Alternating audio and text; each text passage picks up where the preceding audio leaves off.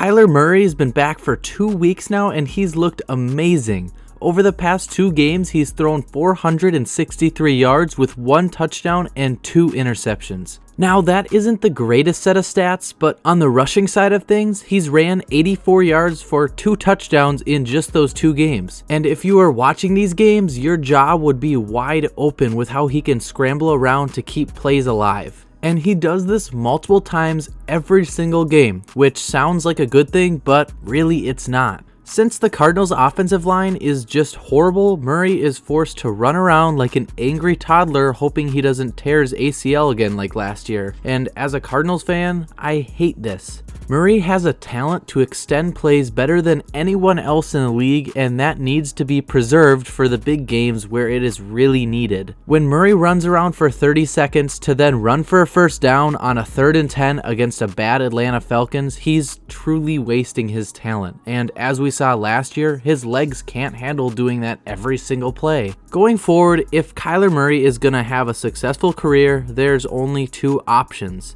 The first option would be to completely restructure the offense, and they should start out by building a good offensive line. The Cardinals have 2 first-round picks and many other high picks, so they can easily snag a couple good linemen. They should also consider trading or picking up a keystone veteran lineman to help build the young linemen. Then the Cardinals should figure something out about their running back game. Like I said, they have quite a few high picks, so one of those picks could easily be used on a running back. And for the most part, the receivers on the Cardinals are pretty good, with Marquise Brown, Rondale Moore, and Michael Wilson being some pretty dang good receivers. And not to mention their tight end position will be filled for 4 or 5 more years at least with Trey McBride. On the other side of the ball, the defense needs a lot of work on the Cardinals. Pretty much everything on that side of the field needs work, so I'm not even going to go into that any further. Now on to the second option. The only other option for Murray to actually have a successful career would be to request a trade. Almost any decent team that's in need of a quarterback could use Kyler Murray.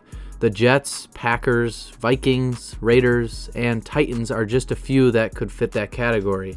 As a Cardinals fan, this really hurts for me to say, but if the Cardinals were to go ahead and trade Murray, they would actually benefit from it quite a bit. It would free up quite a bit of cap space, giving the Cardinals room to build a solid defense and probably get a good O-line for the first time in many years. On top of this, the Cardinals have a pretty high pick in the draft, likely being able to take the USC quarterback in Caleb Williams. I don't think he's quite as good as Murray is, but for the amount of cap space it would free up, the Cardinals might actually have a shot at a playoff run. And as you know, most Super Bowl teams have a quarterback on his rookie contract. When quarterbacks like Kyler Murray are taking almost $50 million a year, they sacrifice the team's ability to build a solid team around them. And we're really seeing that this season with the Cardinals. And to be honest, there's quite a few other teams that are going to be stuck with a massive contract for their quarterback. We're going to see the 49ers have to pay Brock Purdy quite a bit of money in a couple years to be able to keep him.